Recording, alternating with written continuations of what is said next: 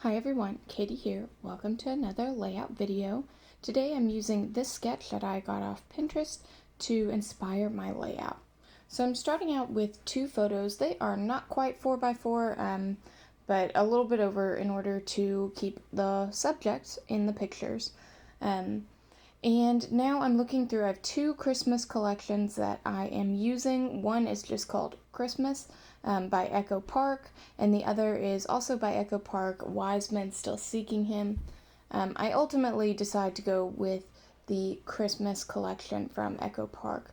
So I use this red striped paper to do the kind of colored stripes at the top of the page, and I'm using this kind of wood grain snowflake little paper as kind of my main background paper. So in the sketch you see that the pages kind of come together at a diagonal. So I didn't want it to be exactly like the sketch. I made my diagonal a little bit different, but it is still there.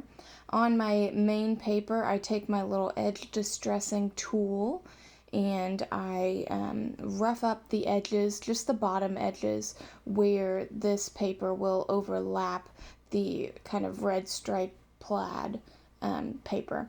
And this is one of the first times I've used this distressing tool. I got it new for Christmas this year, and it's really nice. It feels good in my hand. It's got a good spot for my thumb and area to hold on to it easily. And it's also a cute little flower. It's done by Dovecraft. So once I've done that to both sides, I line this up on my grid mat because I want to make sure that I am putting it back together as a 12 by 12 piece of paper. Unfortunately, I have done similar things before and done it incorrectly, which was silly. So I make sure that it is in fact now 12 by 12 when I tape it together. And I go ahead and grab some washi tape. I know we all have a ton of washi that we cannot hope to possibly use. So some of my less favorite tapes get to be used as just, useful pieces like this. So they might not be seen, but they are definitely serving a purpose, a very important one. So I'm happy to use them in this way. Once I have my page all together the way I want it, taped from the back, I do take a few of my little mounting squares and stick it underneath the main paper just to give it a little bit more security as I start to build my layout with it. So I have two other papers that I am going to use. One is about 6 by 8, I believe, and the other is a 4 by 6, and then I also have a little extra sliver of it as well. So as I'm putting them on, I do realize my photos are just a little big. I cut them down just a hair to make them fit more nicely on these extra layer papers. And I do kind of want them to all nestle pretty well together, but also still keep true to the sketch, which is something I'm not usually very concerned with. But I liked the sketch. I wanted it to work out this time. So ultimately, I like where I've put everything. I like what I've done, but I need to put it down, and I know I want to have that in the sketch. There is either like a branding strip or washi tape or something going across the entire layout, and I know I want to get that in there as well. So right now I just adhere the green paper to the red. I put down my photos again, just checking as I go along, just to make sure that, that is what I like what I see, and then I'll get it all glued down. So I do also want to ink the edges of the red paper. I think it just gives it a little something else. I didn't let it run over a lot. You can't really tell unless you look for it, but I do think it adds something, so I like that I am able to continue doing that. So I do take this washi tape, which if you've been watching my videos lately, you've seen it a lot. This is my one Christmas washi that I have, but I think it's pretty versatile and I like using it. And I decided this is, a little different from the sketch, but I do stack my washi. I put this kind of gold or more like a copper metallic washi on top of it. I think it just adds a subtle pop of shine, and I really like that. I like to have shine and sparkle on my layouts. So I go ahead and put my photos down now because everything else is adhered and I like where it is. And then I start to think about the little journaling box.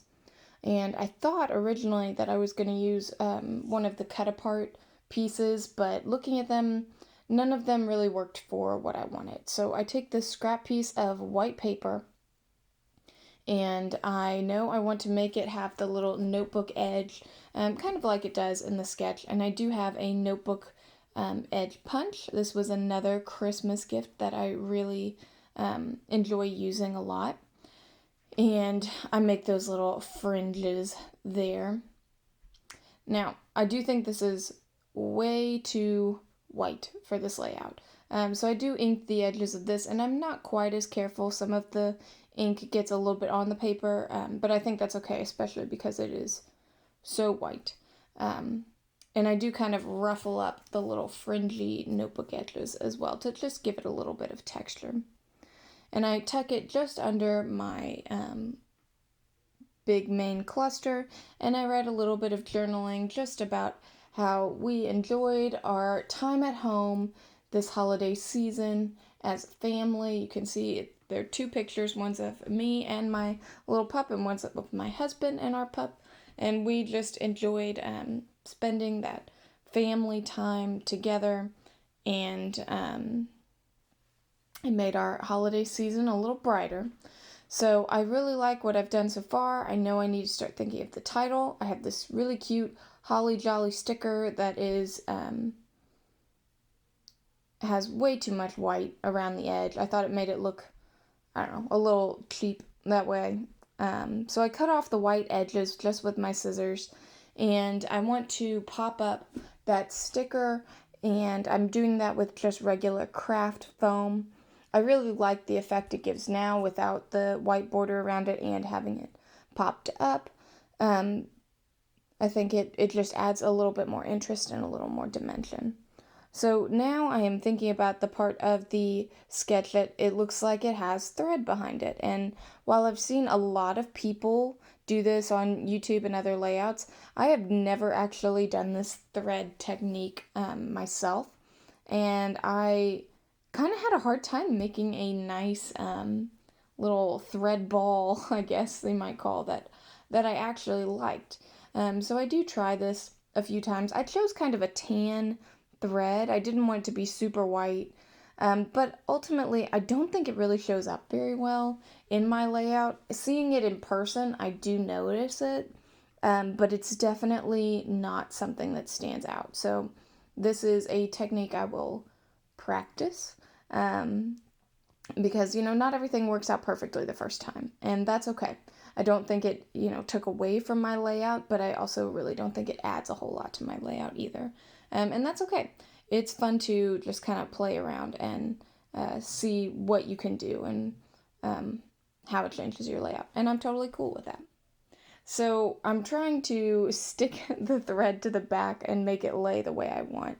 And ultimately, I get it so that it's, nice. But again, I don't think it adds that much to my layout.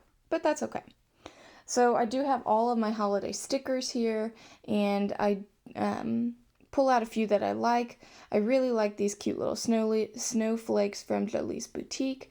I use some red, blue, and kind of this off-white, light pink-ish color to embellish the title. I realized I put another sticker down that says Holly Jolly, so I have Holly Jolly on there twice. But I really liked the sparkly green effect that it gave. So that's fine. It works for me. I just add these to try to make little embellishment clusters for my layout. I know there's already a lot going on, so I don't want to add too much to detract from my photos or from my journaling, just enough to subtly add embellishment to my layout. So I go ahead and I'm going to take out one more little bow to kind of mirror the sketch, and then my layout's done. Thanks so much for watching. Bye.